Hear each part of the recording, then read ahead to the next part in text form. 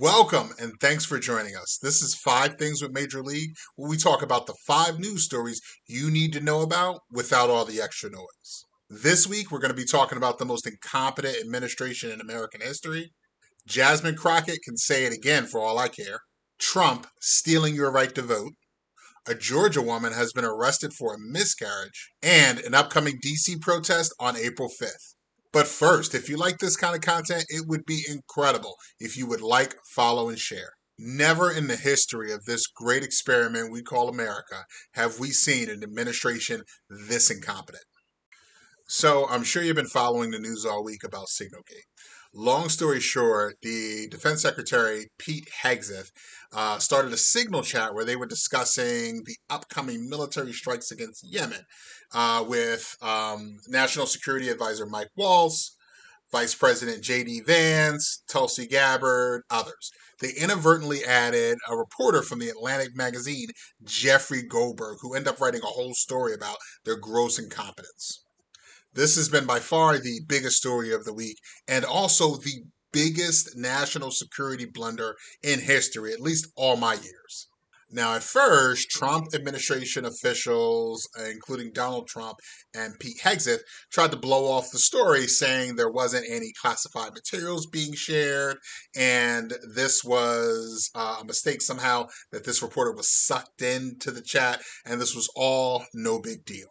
Now, to his credit, Jeffrey Goldberg pulled up more receipts, pulling out actual screenshots of the conversation showing where Pete Hegseth described minute by minute war plans down to the military strikes and the intended targets. Now, this obviously blew a huge hole in their excuse that this wasn't any big deal and sent the whole administration scrambling. Now, this story obviously isn't going nowhere, with the latest news being a federal judge blocking the administration from deleting any of these Signal chat messages. So here's my thing. Firing obviously well qualified women and people of color has made it almost impossible for the current administration to blame their ineptitude on DEI hires. Hiring people solely based on loyalty to the fascist regime and nepotism has created this situation that we see now. Thing number 2. So this week, our beautiful sis, Jasmine Crocket, found herself in a little bit of hot water because of some comments she made at a human rights campaign dinner in Los Angeles. In an off-the-cuff moment during her speech when referring to Texas Governor Greg Abbott, she referred to him as Governor Hot Wheels. And as you've guessed it, the conservative media is all up in arms, saying she should be censured, knowing they're currently supporting a president who says much worse things about anyone who doesn't like. Now, subsequently, Congresswoman Crockett responded to the uproar surrounding this quote with a post on X. It reads, "I wasn't thinking about the governor's condition. I was thinking about the planes, trains, and automobiles he uses to transfer migrants into communities led by black mayors, deliberately stoking tension and fear amongst the most vulnerable." Here's my thing. I just don't care. Trump and his cronies are literally putting our national security at risk by sending war plans via group chat. Her little comment doesn't amount to a hill of beans when the President of the United States and Governor Greg Abbott himself have gone out of their way to harm and put the American people in danger. Conservative media is using this story and really any story they can find to change the narrative away from their Cal Ripken-like run of monster fuck up after fuck up. Thing number 3.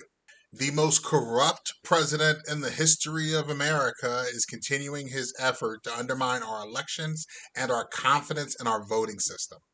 This week, Trump signed another executive order, this time aimed at our voting system. To give you a quick idea, this executive order does 3 things. The first, it says that no mail votes should be counted after Election Day. So only votes that actually get there on Election Day, no matter when they were postmarked, count. The second thing it does is requiring that people show proof of citizenship. Now, there's a little question about what exactly that means. That sounds like more than a driver's license, but it's unclear on what you actually need to show to vote. The third thing is it provides conditions on the federal election. Donald Trump is effectively saying that the federal government, will not be funding states' election as they don't abide by his ridiculous executive orders. Now, this executive order is going to be challenged in almost every state and every court around the country, I guarantee it. This is yet another executive order designed solely to consolidate power. So here's my thing. Sometimes it can become unclear about what's important and what's not important to focus on when it comes to the Trump administration and their executive orders. This is absolutely one of those stories that we should amplify and fight hard against. Yes, this executive order is going to be challenged aggressively, and in my estimation, the likelihood of this becoming law is probably pretty low. But that's not really the point. From their perspective, any loss in credibility of our elections and our voting process is a win for them. We have to fight back against this. Thing number 4. In a very disturbing story, this past week, a 24-year-old Georgia woman was arrested for the crime of having a miscarriage. Georgia police are saying that this woman is being charged with one count of concealing the death of another person and one count of throwing away or abandoning a dead body. Police say her problem was she didn't alert them fast enough. The abortion debate has been infused with so much weird ideology and cruelty that we've gotten to the point where we're charging women for things that happen to their body naturally.